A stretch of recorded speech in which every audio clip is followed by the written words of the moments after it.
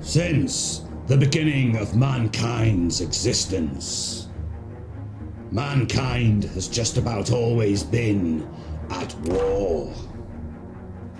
Whether this was one tribe against another, or one country against another, or one group of countries against another group of countries, like in the First and Second World War.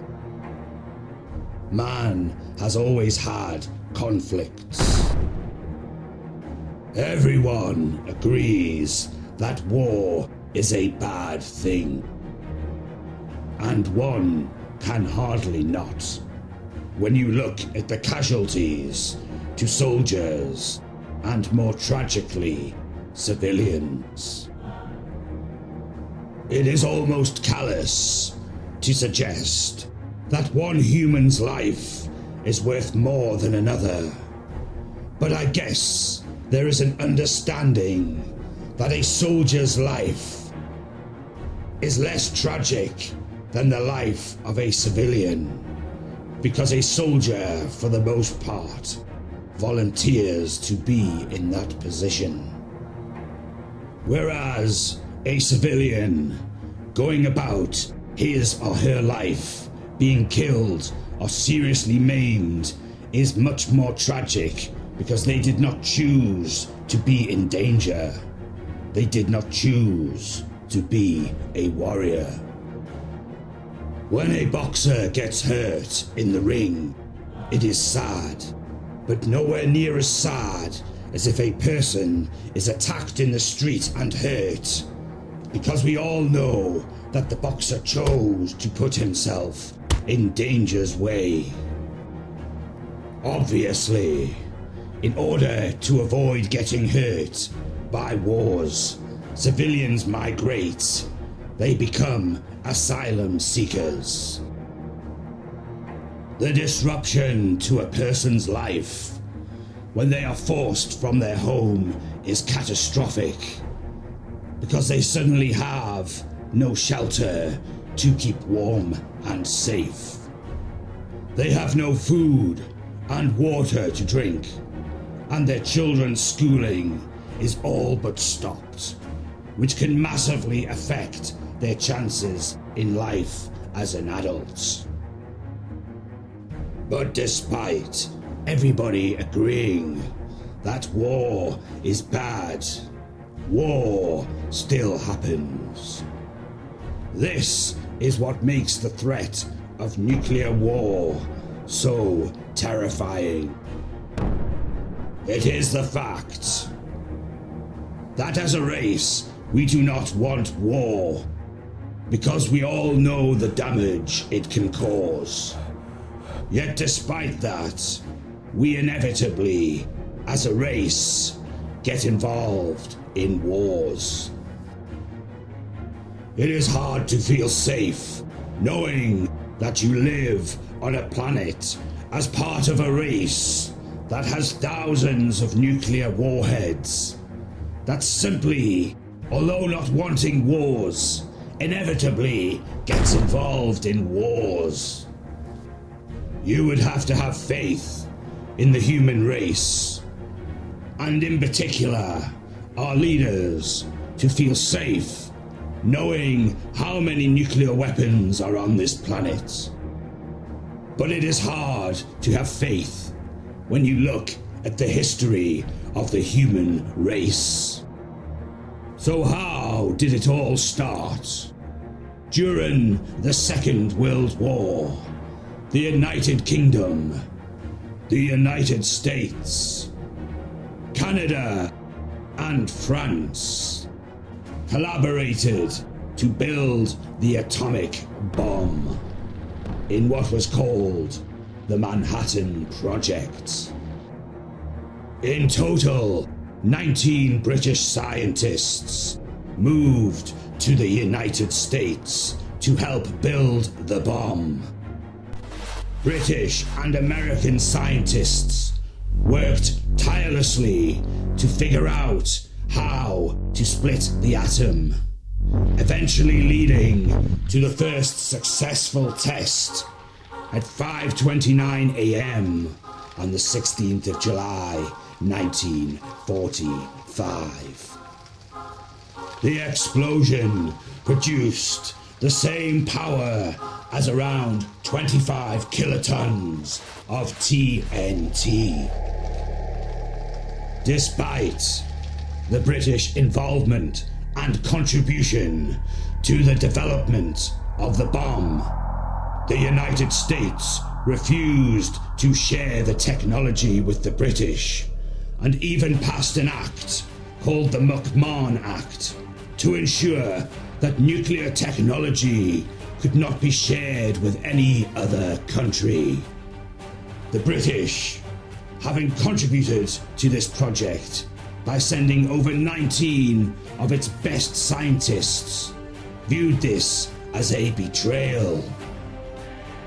As a result of this, Britain had to build its own bomb. But this was controversial, as Britain was decimated after the Second World War, and many in the United Kingdom thought that the money should go on rebuilding the country, not expensive weapons. As a result of this, the British Prime Minister commissioned the development of Britain's first nuclear bomb in secret for about 2 years without even telling Parliament. But what is a nuclear bomb? And why does it have so much power? An atom is composed of a nucleus, which itself is composed of neutrons and protons, and flying around the nucleus is the electrons.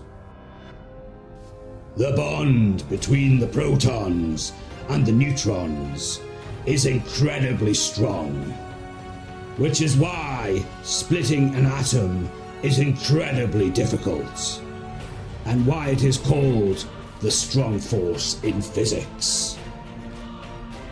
Because the bond between neutrons and protons is so strong, when you split that bond, an incredible amount of energy is released.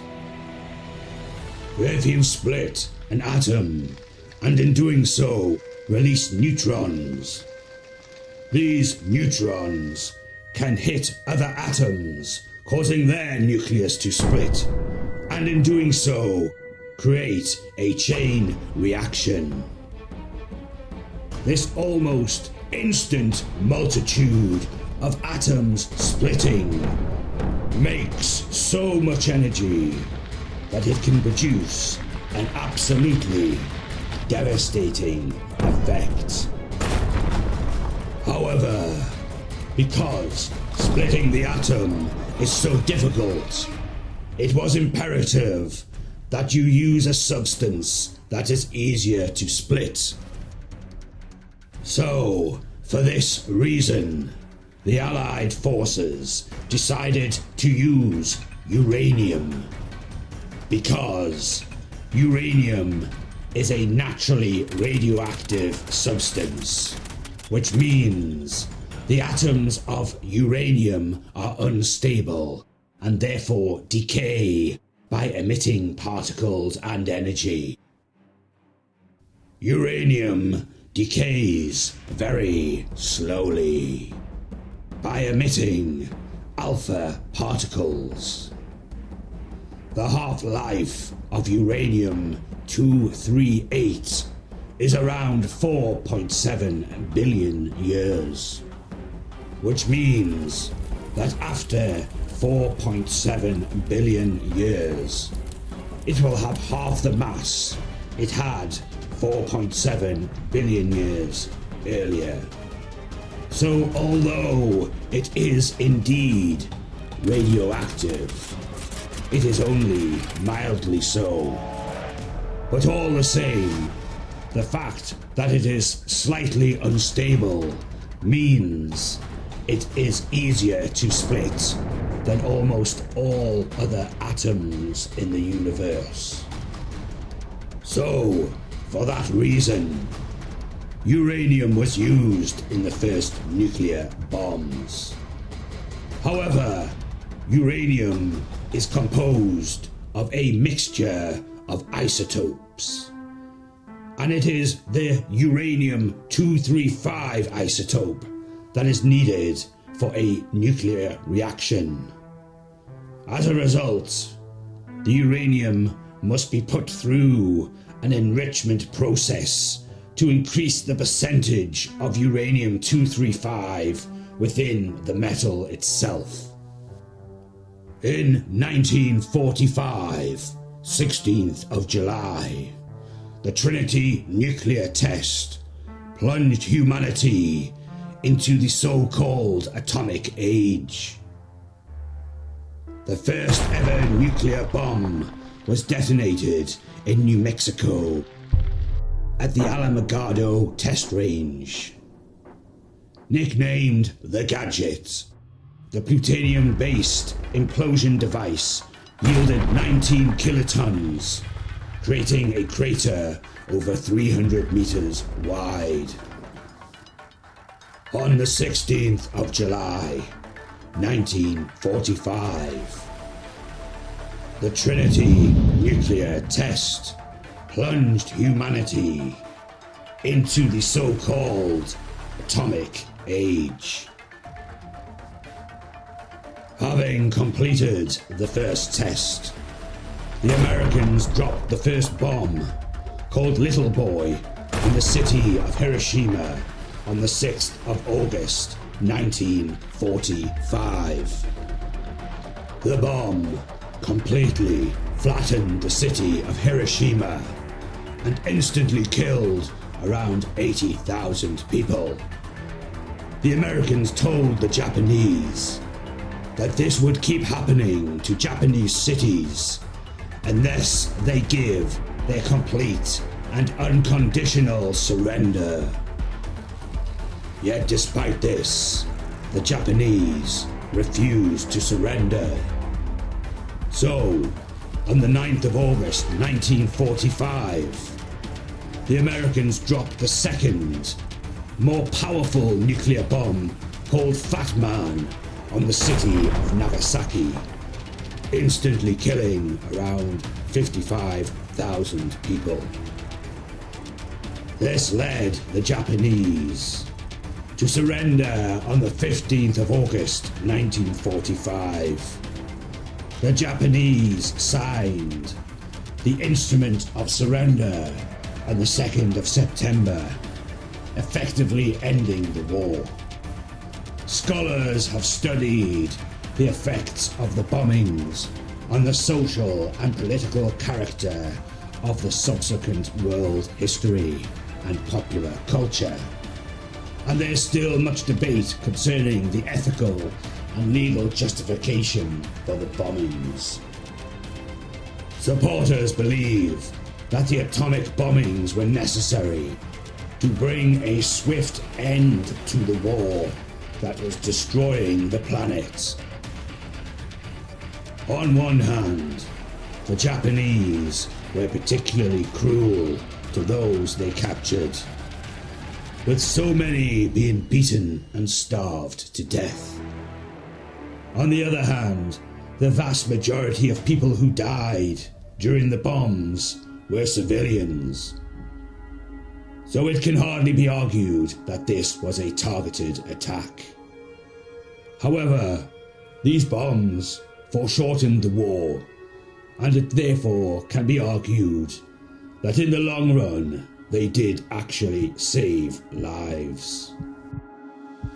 However, had the war continued for another 2 years, the lives that would have been lost would have been on both sides of the conflict. With the dropping of these bombs, the deaths were exclusively Japanese. Over the next 2 to 4 months, the effects of the atomic bombings killed between 90,000 and 146,000 people in Hiroshima, and between 39,000 and 80,000 people in Nagasaki. Roughly half occurred on the first day. 4 months afterward, many people continued to die from the effects of the burns, radiation sickness, and injuries compounded by illness and malnutrition. Though Hiroshima had a sizable military garrison, most of the dead were civilians. These figures illustrate all too well how devastating nuclear bombs can be. However, the destructive power of Little Boy and Fat Man are nothing compared to the power of the nuclear weapons that exist today. In the United States' current nuclear arsenal, the most powerful bomb is the B-83, which has a maximum yield of around 1.2 megatons, making it 60 times more powerful than the bombs that were dropped on Nagasaki. The largest nuclear weapon ever detonated was the Tsar Bomb, set off by the Soviet Union in 1961. It produced an insane 50 megaton blast, around 3,000 times more powerful than the bomb that was dropped on Hiroshima. The Tsar Bomb was tested on the 30th of October 1961, 11 a.m. Moscow time. It exploded around 2.5 miles above the ground, producing a mushroom cloud more than 37 miles high. The flash of the detonation was seen some 630 miles away. The resulting damage was equally massive. Severny, an uninhabited village 34 miles away from the blast, was leveled, and buildings more than 100 miles away were reportedly damaged. In addition, it was estimated that heat from the blast would have caused third-degree burns up to 62 miles away. Although a success, the Tsar Bomb was never considered for operational use. Given its size, the device could not be deployed by a ballistic missile. Instead, the bomb had to be transported by conventional aircraft, which could easily be intercepted before reaching its target. Thus, the Tsar Bomb was little more than a weapon of propaganda. So why are the nuclear bombs of today capable of being so much more powerful than the bombs of Hiroshima and Nagasaki? Well, that is because the bombs today are very different in nature. The bombs of Hiroshima and Nagasaki were fission bombs. They produced an enormous amount of energy because they broke the nucleus of the atom apart. They destroy the strong force of the atom, which releases strong amounts of energy. The bombs of today are thermonuclear weapons or hydrogen bombs. Rather than being fission bombs, which deal with the breaking of the atom, the bombs of today are fusion bombs.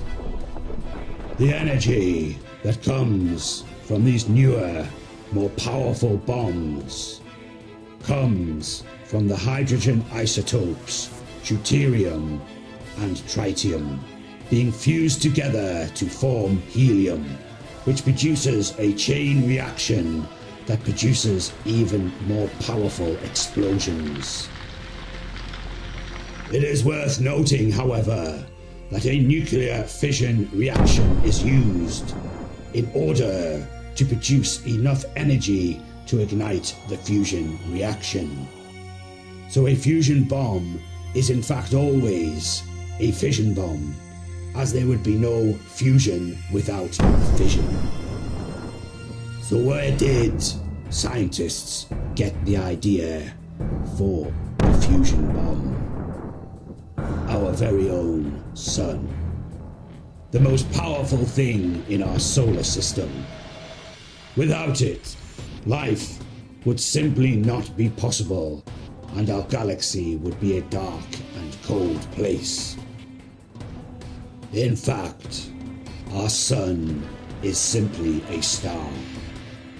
But due to its close proximity to us, it appears larger, brighter, and more colourful than the other trillions of stars out there in the galaxy and the further universe. Our sun produces energy by fusing hydrogen into helium. In its core, the sun fuses 620 million tons of hydrogen and makes 616 million metric tons of helium every second. Our sun is a giant nuclear reactor. It has been producing energy for the last 4.6 billion years. But as large as it is in fact a yellow dwarf star. So in terms of stars, it is rather small. Its lack of size is in fact a good thing for us humans, because larger stars do not live as long. Although larger stars have more fuel, they burn that fuel much faster. Some large stars only live for a few million years before exploding. Our sun, although being 4.6 billion years old, has another 5 billion years of life left in it, which is just as well, because without it, we all die. But nuclear energy is not all bad. We, as a race, also put nuclear energy to good use. A great deal of what we know about deep space has been made possible by radioisotope power systems. These small nuclear power sources are used to power spacecrafts in extreme environments of deep space. These radioisotope power systems are proven to be safe, reliable, and maintenance-free for decades of space exploration, including missions to study Jupiter, Saturn, Mars, and Pluto. Nuclear provides nearly 21% of the electricity in the United States of America. It is also the nation's largest source of clean energy, making up nearly 65% of the United States emissions-free electricity. That's more than all the other renewables combined. The nation's fleet of reactors operates more than 92% of the time, making it the most reliable energy source on the grid by far. Approximately 1/3 of all patients admitted to a United States hospital are diagnosed or treated using radiation or radioactive materials. Nuclear medical imaging, which combines the safe administration of radioisotopes with camera imaging helps physicians locate tumors, size anomalies, and other problems. Doctors also use radioisotopes therapeutically to kill cancer tissue, reduce the size of tumors, and alleviate pain. Criminal investigators frequently rely on radioisotopes to obtain physical evidence linking a suspect to a specific crime. They can be used to identify trace chemicals in materials such as paint, glass, tape, gunpowder, lead, and poisons. Finally, farmers can use radioisotopes to control insects that destroy crops as an alternative to chemical pesticides. In this procedure, male insect pests are rendered infertile. Pest populations are then drastically reduced and in some cases eliminated. Nuclear energy is also harnessed to preserve our food. When food is irradiated, harmful organisms are destroyed without cooking or altering the nutritional properties of the food. It also makes chemical additives and refrigeration unnecessary and requires less energy than other food preservation methods. So, how likely is it that we could end up in a nuclear war? And where does the main threat come from? It is interesting that the Soviet Union was on the same side as the West in both the First and Second World Wars. The Soviet Union, by 1948, had installed a communist-leaning government in Eastern European countries that the USSR had liberated from Nazi control during the war. The Americans and British feared the spread of communism into Western Europe and the rest of the world. In 1949, Canada, the US, and its European allies formed the North Atlantic Treaty Organization, well known as NATO. The alliance between countries of the Western Bloc was a political show of force against the USSR and its allies. In response to NATO, the Soviet Union in 1955 consolidated power among Eastern Bloc countries under a rival alliance called the Warsaw Pact. And so the Cold War began. During this time, there was deep paranoia on both sides, and everybody lived under the threat of nuclear war. Both sides amassed stupendous stockpiles of nuclear warheads as relations between the East and the West went from bad to worse. Eventually, however, the Soviet Union began to collapse, and nuclear treaties were signed between the West and Russia. Interestingly, it was a nuclear incident which accelerated the collapse of the Soviet Union. But it was not a missile strike, but instead a nuclear power plant meltdown incident that accelerated the collapse of the Soviet Union. It was the Chernobyl disaster.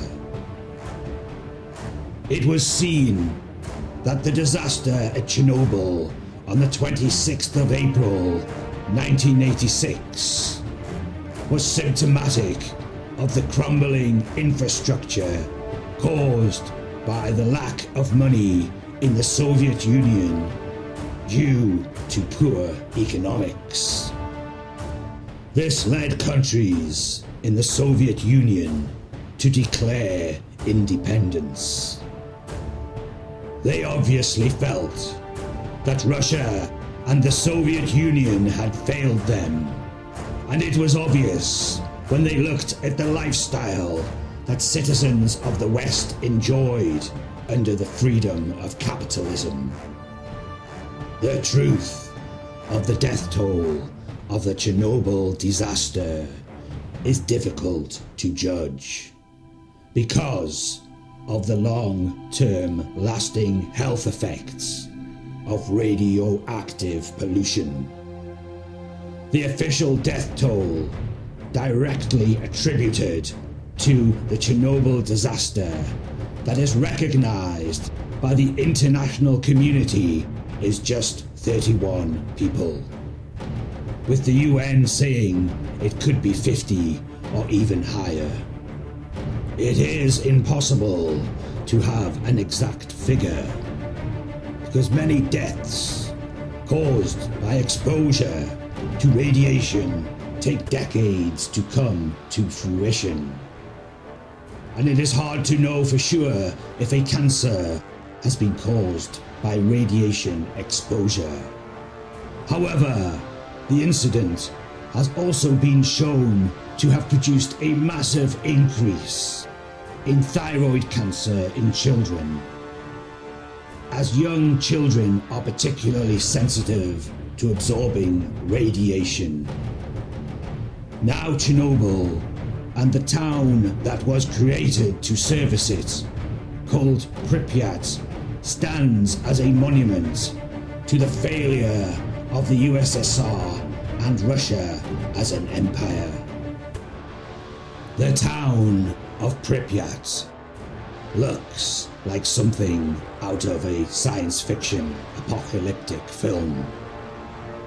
Deserted streets, decaying and collapsing buildings, and plant cover and growth all around.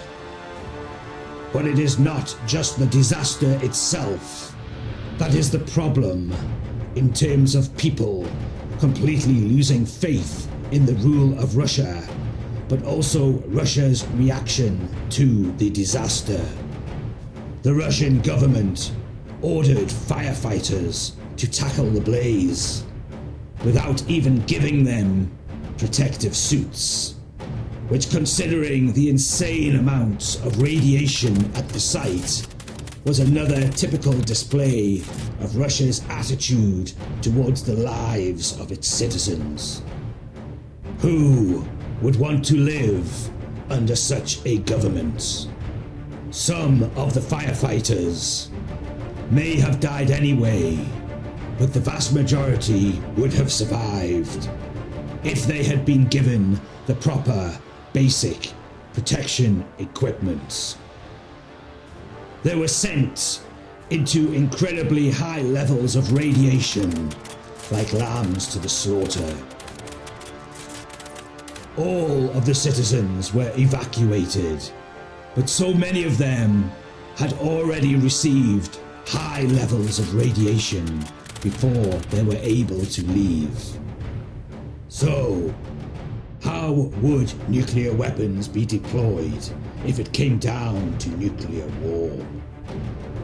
The American strategy is that of 3 different methods. The first method is that of long-range bombers carrying warheads. The second method is that of land-based intercontinental ballistic missiles, and the third is that of submarine-launched ballistic missiles. This three-method approach, or triad, is used by most of the nuclear powers of this world. It ensures that if one method is compromised by hacking, that the other is ready to function. It also ensures that if one method is compromised by the other side making the first attack of the war, then the other methods are ready to retaliate. The reason that this is important is that if Russia were to instigate a nuclear war, then their first priority would be to neutralize all of the West's nuclear weapons. So if all of the West's silos containing their nuclear weapons and their bombers were destroyed at airfields, then they would still have their nuclear submarines from which to fire missiles. It simply makes sense to spread your bets. So, as it stands, in terms of global alliances, which countries would fire on who? Which sides would the nuclear players be on? If Russia fires a nuclear weapon at the United States, then the United Kingdom would retaliate, along with France and other countries in NATO who have American nuclear weapons on their land. Then perhaps China would retaliate against NATO, as it has a pact with Russia. So then NATO countries would then fire nuclear weapons at China. However, the pact between Russia and China only started in 2022. So it is hardly a long-standing, solid agreement. Knowing how many nuclear warheads NATO has, around 6,000 against China's 350, it becomes fairly obvious that if Russia were being obliterated with nuclear weapons, it would not be in China's best interest to get involved, as it would mean that many of these 6,000 nuclear warheads would be coming towards China instead of Russia. This would simply not be in China's best interests.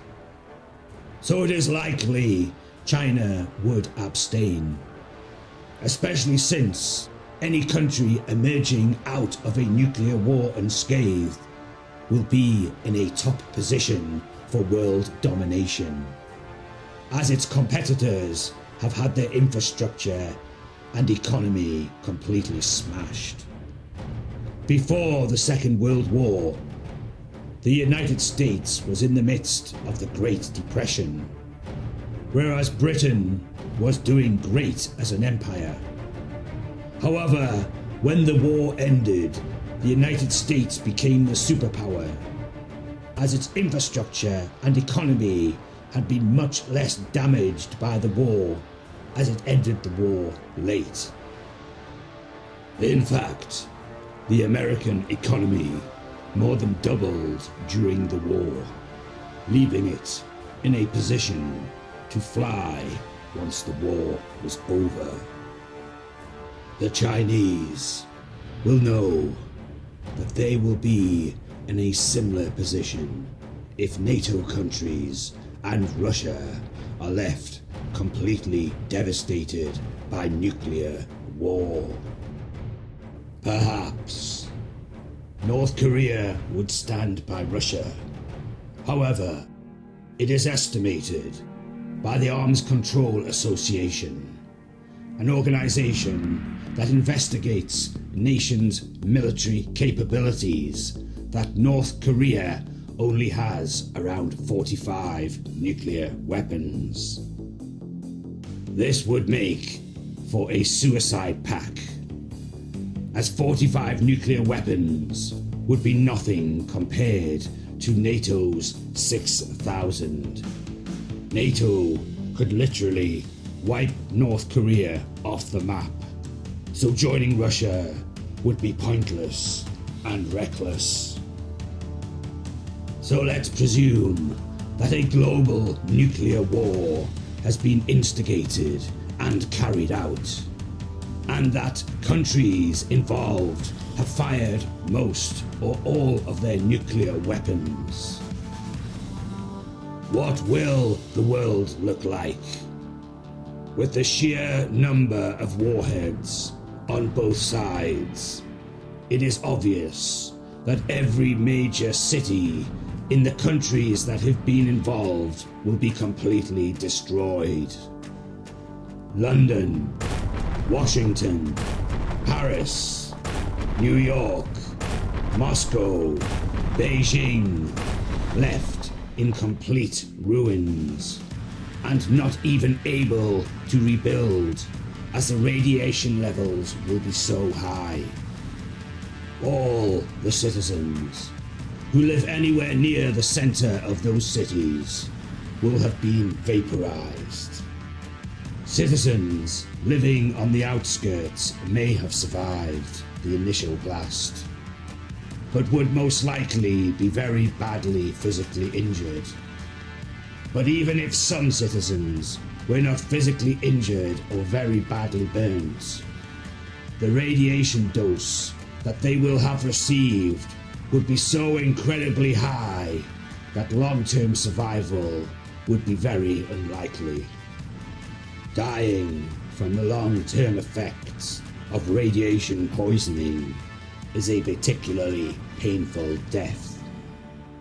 As the DNA of the cells break down, the cells begin to stop working properly, and as a result of such, cancers arise. Radiation also reduces the body's chances of fighting infection because it hinders the ability of the immune system to work properly, resulting in humans becoming more susceptible to a variety of other illnesses. Add to this the fact that the infrastructure and therefore the medical care will be virtually non-existent in a country that has been decimated by nuclear war, resulting in humans dying from many illnesses that under normal circumstances they would not die from. This is the stuff of science fiction. We have seen this before in films like The Terminator and Star Warrior: The Legend of Achilles, in which Beltron's planet was completely destroyed by nuclear war, forcing her to leave her planet in search for help. Even those in the countryside would be in danger, as the winds would blow radioactive dust towards them. After the Chernobyl disaster, the winds blew south and east, which resulted in loads of the radioactive dust traveling towards Belarus, and hence will have poisoned many of the residents there. So anybody living near to the city, or even some distance away, will be in danger. In a country that has been decimated by nuclear war, there will be many children who will have been orphaned. Under normal circumstances, there is the infrastructure in a country to take care of children like that. But in the midst of a nuclear apocalypse, children would be left to fend for themselves. This would result in the very young dying of starvation. Even if the older children were not to starve, They would be completely underprepared to fend for themselves in a broken society. It could be the case that many of these children would become susceptible to adults taking advantage of them. Let's imagine that the command structure of the country is left somewhat intact, as the leaders of the country were given enough warning to hide in a nuclear bunker. Then there would at least be somebody at the helm of the country, but with the telecommunications network completely smashed, there would be no way for the leaders to give instructions to the rest of the country. The lack of cohesion within what is left of the police force and the lack of food and medicine supplies would lead to riots and pillaging, as desperate people resort to desperate measures in order to get basic requirements to survive. A situation of complete lawlessness would ensure, leaving many who completely survived the attack to be in danger from their fellow countrymen and women. To avoid the radiation and the lawlessness, many would migrate, so countries outside of the radiation zone would end up with migration on a level perhaps never seen before. Citizens often leave their country when a war breaks out, but after nuclear war, the scale of devastation would be on a different level, and the radiation left in the country would only increase people's desire to escape. It would be the biggest exodus in the history of mankind. The leaders would prioritize the rebuilding of communications, knowing that at least once they can communicate, they will be able to give out orders, and in doing so, bring the country into some kind of unity. However, perhaps the citizens might blame the ruling elite for what has happened and rebel against their rule. Why should I follow you when you have brought us to this? Perhaps many in the police and army would support such a notion, and a revolution could take place. A new order could be established in the country. As mentioned earlier, countries not involved in the nuclear war would have their infrastructure and army left intact, and may wish to use this position of strength to invade some of the countries that have been brought to their knees. This could not just produce a new world order within countries, but a new world order across the globe. The countries that take over could use the excuse that the countries that have been involved in the war do not have the legitimacy to rule themselves, since they have brought the world to its knees. They may convince themselves that invasion and occupation is for their own good. This, in of itself, could lead to further war, with the survivors of countries that have been hit by nuclear bombs fighting against their new overlords. So, is it possible to defend ourselves against a nuclear attack? In essence, yes, it is possible to defend your country against a nuclear attack using a missile defense system. Destroying many nuclear rockets at once is very difficult indeed. But in the mix, there are extra rockets that are not nuclear and are simply there to put extra pressure on the missile defense system, so that much of its tracking focus is on the missiles that pose little to no danger. Hitting a rocket with a rocket that is traveling at hypersonic speed is difficult enough. But if, on its approach, there are 20 rockets coming towards the missile defense system, then it would be virtually impossible to stop them all at once. For this reason, missile defense systems are thought to be not particularly effective. There was the development of a space-based system called the Star Wars program, a series of satellites that float around Earth and take down missiles. This, however, proved to be very expensive and not reliable at all. So, what do you do if a nuclear war is about to break out?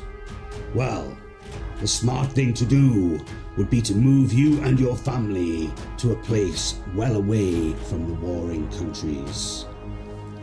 The reason that self-sufficiency is so vitally important for a country that you may be hiding in is because after a global nuclear war, trade all around the planet will have been devastated.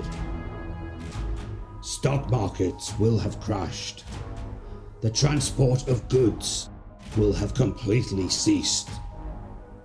And many of the goods and payment systems will be dependent on countries that are not functioning properly, as they have been decimated by nuclear war. Many of the satellites that allow communications across the globe depend on these countries functioning properly. So communications will be down across the globe. If you live on an island that is dependent on trade to have ample supplies of water, food, and medicine, you could end up starving to death as you wait for food. It could be decades before you can return to your original country, so the decision is a massive one. If, however, you do not have time to get to another country, then you must first prioritize avoiding the initial strike. To do this, you should head to the countryside and find the most remote part you can. It is unlikely the Russians are going to nuke a farm in Kansas. That would be a waste of a very expensive nuclear weapon. Unless, that is, the farm or building nearby is actually a front for some kind of military place of high significance. It is also important that once you have arrived at your remote location, to stay indoors as much as possible, because, as mentioned before, the radioactive dust could blow towards you, and this could be enough to make you very ill, or even kill you. If you simply do not have the time to get to a remote place, then the further you are away from the center of any major city, the better. But also bear in mind that you also have a much better chance of survival if you are protected from the blast. There are few buildings that will actually protect you from the blast of a nuclear weapon, even if you are quite far from the epicenter of the explosion. However, if you were underground in a subway system, then you would most likely be quite protected from the blast. You would also be protected from the fallout, as there would be 100 feet of dirt and concrete between you and the radioactive particles. You could then make your way towards the outskirts of the city in the safety of the underground tunnels. So you are left unhurt by the blast, and you are able to travel to somewhere to avoid the radiation and the fallout. However, there is another destructive factor caused by nuclear war. It is the nuclear winter. Nuclear winter is the term for a theoretical describing of the climatic effects of nuclear war. Smoke from the fires started by nuclear weapons, especially the black soot and smoke from cities and industrial facilities, would be heated by the sun and lofted up into the upper stratosphere and spread across the globe, lasting for years. With all this soot in the atmosphere, the sun's rays will be blocked, resulting in the earth being dark. If the world is dark, then there will be little light for the planet, and this will result in plants not being able to photosynthesize, which means growing crops will be almost impossible. This obviously threatens, as mentioned earlier, the self-sufficiency of your new home or new country. Obviously, if humans cannot eat, they die, and so does all the livestock of animals. A long-lasting nuclear winter could potentially kill more people than the blast itself and the radiation fallout that follows. Effectively, the planet will go into an ice age. Also, many humans will die from hypothermia, especially if they are living in a country that has had its infrastructure completely smashed. It is incredibly unlikely that if a country has been completely ravaged by nuclear weapons, that there will be any heating or electricity available, especially when you consider that in a war, the first part of a country that gets bombed after most of the military targets have been destroyed is the infrastructure of the country. This could be deemed a cruel tactic, as, unlike military targets, it results in many civilians suffering, but it is actually designed to help bring the country to its knees. Destroy the infrastructure, and you actually destroy the country's ability to function. Even those who live in a country that has not actually been hit by nuclear weapons will not be able to afford to heat their homes to the necessary temperature, because the planet will be so cold and the global economy will have been so massively impacted by the fiscal disruption. During and after a nuclear war, the stock markets will be in chaos, because the availability of certain products will have become massively disrupted. When a product is in short supply, its price goes up. So global inflation will go through the roof on most things. When inflation rises, the vast majority of people become poorer. And when it is a choice between eating and heating, then eating wins. The human body can survive on shorter supplies of food to some extent. But without something close to a proper diet, many will die from malnutrition. To avoid as best you can the big freeze, the wise thing would be to move to the hottest places on Earth, This means being somewhere close to the equator. The reason I say somewhere close is that the equator, which is an imaginary line that runs around the planet at equal distances from both poles, is not always the hottest place on Earth. This is because our planet is tilted on a 23-degree angle to our sun. This means that in winter, the hottest place on the planet is 23 degrees south of the equator, whereas in summer, the hottest place on the planet is 23 degrees north of the equator. Only at spring and autumn is the equator the hottest part of the planet.